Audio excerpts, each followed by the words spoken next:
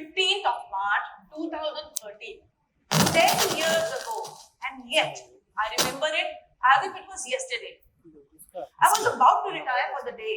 My husband was already sleeping. I could hear him snore. I got into the bed, said my prayer. I was about to switch off the light. Just then, my phone rang. My heart sank. Late night calls are rarely good. Ayush I इसको took बोल the थोड़ा call. इस side को The caller just इसको said इसको one तू word, नहीं and my world turned upside down. Now, before I tell you who the caller was and what he said, I need to tell you something about myself so that you understand the things in right perspective. So, good morning, everyone. I'm Rashmi Trivedi, a working mother, a poet, and an author in that order. I'm here before you today to share the story of my journey from being a working mom to being an author of 7 books. I also want to share how a disruption in my life, a small disruption in my life, opened the doors to the most distinguished phase of my life. So, well, I have been a science student, no relation whatsoever to literature. But in school and colleges, I was not very career conscious or very ambitious. I can say I just drifted with life. Whereas my batchmates, they were having big plans, big dreams about the future. They wanted to, somebody wanted to start their own business. Somebody wanted to join the big corporates. My plan, my goal was very simple. I simply wanted to marry an NRI and blow all his money. But life doesn't always turn out the way you plan, does it? No, it doesn't. And before I could find my NRI, Cupid struck. And instead of NRI, I landed up with a HCD, a hardcore Delhiite. Well, after my MBA, I joined a private company and in Delhi, working in Delhi. It was then that my father told me, Rashmi, why don't you appear for this entrance examination of a public sector oil company? Well, back in those days, most of the parents wanted their children to join a government sector or a public sector company. My father was no different. And like always, I did what my father told me. I appeared for the entrance exam. I got selected. Now, it was a very good opportunity. It was a Maharatna company, but there was a catch. This particular job was a transferable job. Now, by now, this HCD, the hardcore Delhiite, was in my life. And he also had a business in Delhi, so he could not relocate. So I had a problem. I told my father. I discussed with my father. So my father said, Rashmi, you join the organization now and you cross the bridge when it comes. I said, fine. I joined the company. But from the day one, I had this fear. I was terrified of the word transfer. And it always felt as if a sword was hanging over my head, that of transfer. In our company, November was the month when they would start planning for the promotion and the transfer, and the list would be out sometime in February, March. So every year, starting from November, my tension would increase. My visit to the temples would increase, and my bargaining with God would start. And as March drew nearer, my offerings would multiply. This is how I managed to stay in Delhi, bargaining with gods and, of course, requesting my bosses. So I would go to my bosses and say, Sir, I don't want a promotion, but please see to it that I am not transferred out. Such a naive person I was. Never once did I request my gods or my bosses for my name to be in the promotion list. I was so terrified. I was so obsessed with the thought of not going on a transfer. This is how I compromised on my career. And this is what most women do. Alas, it's sad but true. Most of us women, we compromise on our careers because of the families, for the families. Even if nobody expects us, we ourselves do that. We ourselves sacrifice our aspirations, ambitions, goals for the family. Well, after managing to stay in Delhi for many years, in 2013, both my gods and my bosses, they turned down my plea.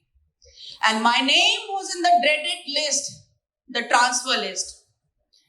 And the call that day was from a colleague, and he said one word, Bhopal. My world came crashing down. Now for some facts. My daughter was very small. She was in class 6. My son was in class 10. My father-in-law was a heart patient. And my mother-in-law, who was the pillar of the family, the strength of the family, had passed away just a month back in February. And my daughter was very attached to her. So how do you tell a 12-year-old girl who had just lost her grandmother that your mother also would be leaving you soon? It was a daunting task. It never occurred to me to take them with me because I did not want to uproot them from their home and their schools. This is what happens, most of us women, we are faced with this dilemma. What should we prioritize, work or family? I mean, it's a very difficult thing, but this is what we have to do. And ultimately, more often than not, we side in favor of the family. Well, coming back to the day when I got that call, I did not sleep a week. Because my husband was already sleeping, I did not feel like disturbing him. I went to the terrace and I sat under the stars, and through my tears, I saw the dawn break. Internally, I was already broken. A new day tiptoed in. I feel there's something magical about a new day, don't you think? It gives you a chance to look at things differently. It gives you a fresh start. So even though I was terrified, I was crumbling from inside, I gathered myself. And I broke the news to my family. We had a family meeting. Options were discussed. Well, there were not many options. There were only 2 options. Either I go and transfer or I quit my job. I feel it is very sad that we women have to choose between career and family. I mean, my heart breaks, when I see this happening. I loved my family. I wanted to be with them. At the same time, I loved my job too. I loved the organization I worked for. I did not want to quit. I feel very sad. Not only women, nobody should be forced to make this decision. But alas, in life, sometimes we have to take tough decisions. And after a lot of discussion, I decided to take on the challenge and go to Bhopal. Well, I'll be honest with you, it was something my son said which helped me decide. He said, Mama, if you don't want to go to Bhopal, don't go. Quit your job. But don't sit at home. Take up another job in Delhi. And I was like, oh my God, all these years, I was carrying a huge baggage of guilt, invisible baggage of guilt on my shoulders. Guilt of being a working mom. Guilt of not being there when my children came back from school. Guilt of not being there when they were sick. Guilt of not being there, not giving enough time to them. So much of guilt I carried, and though I never shared with anyone, it felt very heavy on my heart. It pulled me down. And here was my son. He was proud to have a working mom. How ironical. It was such a waste. It was an eye-opener. So I decided to go to Bhopal, a city 7, 8, 9 kilometers away. City of lakes. Of course, after reaching Bhopal, almost every Friday, I would travel from Bhopal to Delhi. And Monday mornings would see me back in Bhopal. This continued for almost 3 years. People often used to ask me, Rashmi, don't you feel tired? Honestly, I never felt tired. I was full of boundless energy. Do you know why? I did not have the luxury of feeling tired. My family needed me, and I had to make those journeys. So, and not only that, I was also conscious of the fact that nobody should be able to point fingers at me that because her family was staying in Delhi, she is not giving enough time or you're not giving 100% at work. And so I made sure during the weekdays, I would stay in Bhopal, put in extra hours and, manage my family through remote. And during the weekends, I would be in Delhi giving time to my family. This is how, the 3 years passed. And this period in Bhopal was a learning period for me. I think I call it a blossoming period. During my tenure in Bhopal, I met this woman whom I had known my entire life, but I was meeting her for the first time. Sounds strange, I'll explain. This woman was full of positivity, full of energy. She was a go-getter. Nothing was impossible for her.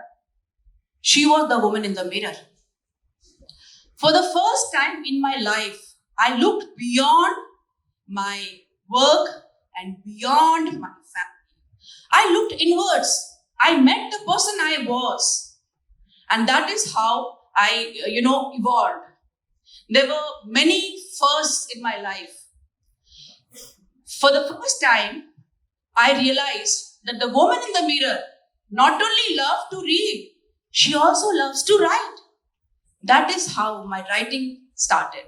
I started writing poems and articles. And there were many firsts in my life. For the first time, I realized that I was a people's person. I loved interacting with people. And, on an average, I would take 8 journeys in a month. And I would look forward to those journeys because I would get to meet so many people, hear their stories, share my story, connect with people, make friends. I used to look at those journeys as a gift. Every journey was a gift waiting to be unwrapped. And I love opening gifts, don't you? We all love opening gifts. And that is how I stayed and my Bhopal tenure, just few, like in a jiffy. Then at my family front, things were well. My children were doing well in school and they were getting a lot of appreciation from the school, from their teachers, because they were staying without a mother. They did not miss a single extracurricular activity because I ensured that I prepared them sitting in Bhopal, thanks to Skype. And of course, my husband, he contributed. Both of us, we went through the phase because both of us shared the responsibilities. My children had many learnings. They learned to be independent. But I feel the most important learning for them was they learned that a woman's career is equally important. If I had decided to quit, perhaps indirectly, I would have taught them that it's okay for a woman to quit her career. Her career is secondary. Thank God I did not do that. On my part also, there were many learnings. First and foremost, I learned that children are proud to have working parents. Now, whenever I get to meet working moms, I always tell them, look, a cute little handbag is all that you need. Please throw away the baggage of guilt that you have been carrying. Then I learned to face fear head on. All those years, I was terrified of transfers. But when it happened, I realized it wasn't a monster after all. I also learned to be independent. Sounds funny because I was financially independent. But even then, when I was staying with my husband in Delhi, I left everything to him. He used to manage everything. But when I stayed in Bhopal alone, I actually became independent. I did everything on my own. I even changed the bulb, Then I also learned a very good lesson that two is a company. Alone is fun. So I started to go to movies alone. I started to go to theaters alone. I would have dinners alone. I started enjoying my company. And then a very important lesson which I learned. I learned to count my blessings. It's very, very important. You know, when I was in Delhi prior to my transfer, I never realized how lucky I was that I was going back to my family at the end of the day and not to a room. It is only after the transfer, when I went back to my room in Bhopal, that I realized how blessed I was. And even today, after so many years, at the end of the day, when I go back home, I say a small prayer, a prayer of gratitude. Because, now I have learned to count all my blessings, even the smallest ones. You never know when something is going to be taken away from you. Last but not the least, I actually experienced the power of positive thinking. Here I'd like to share a secret with you. The day I had decided to go to Bhopal, I had taken another important decision. I told myself, Rashmi, it's your decision. You have decided to go. You will not crib, cry, or complain. You will face everything with positivity, and this decision really helped me a lot. I will not say the period was a cakewalk. It wasn't. There were many challenges. My father-in-law had a heart attack. My son appeared for his 12th board. My domestic helps, they really gave me a hard time, taking advantage of the situation. There were important family functions during that period. There were many challenges. But actually, I managed all the challenges with positivity and confidence. So the lady, after 3 years, she was transferred back to Delhi. And the lady who came back to Delhi was very different from the lady who had gone to Bhopal. She was full of positivity, she was confident, and she was bubbling with enthusiasm. And I told everyone, about all my positive experiences. It was then that my husband told me, Rashmi, you are so, vocal about all those things. Why don't you write about your experiences? Other women in your shoes would benefit from it. At least they will not make the same mistakes you did. Sometimes even husbands give good advice. And though I am not used to listening to him, I listened to his advice and he was surprised. I listened to his advice and my first book, Woman, Everything Will Be Fine, happened. This book was a huge success. It became a bestseller. The reason was very simple. It resonated with most women. Women working in offices and also women working in their homes. Because I feel we women, we have similar challenges. We have similar concerns. We have similar thought process. And we relate to each other very quickly. We resonate with each other. So there was no looking back after this book. One after the other, 6 books followed. I'm living a dream which I had never dared to dream. A few months back, my publisher called me up and he said, ma'am, Google is throwing up your name as one of the famous, successful, self-published authors of the world, and there are only 3 names in that list. I told him, look, I don't know. Thank you. I told him I don't know about the word successful because success to everyone is different. The definition of success is different. But yes, I'm sure I'm one of those people to whom writing came as a gift from adversity. So here I'd like to quote from my first book. What I thought was the end of road for me, my plight. What I thought was the end of road for me, my plight, was actually a takeoff point for my plight. It was a takeoff point for my flight. What my achievements are not something great. It is not path-breaking, it is not trailblazing, it did not change the world. But it changed me. I have a passion now, I have a purpose now. And as an author, I have this chance to reach out to somebody who's struggling and maybe needs some inspiration, to reach out to somebody who needs some motivation, and to reach out to somebody who maybe just needs a smile. Through my poems, through my articles, through my stories, I can touch lives. And that, my dear friends, is a great feeling. So through my trials, through my tribulations, and ultimately my triumph, I have learned that in the end, everything falls into the place. Always remember, in the end, everything falls into the place. And I can also say that if you face the adversities, everything will fall into place, and you would pave your path for the future, for a shining future.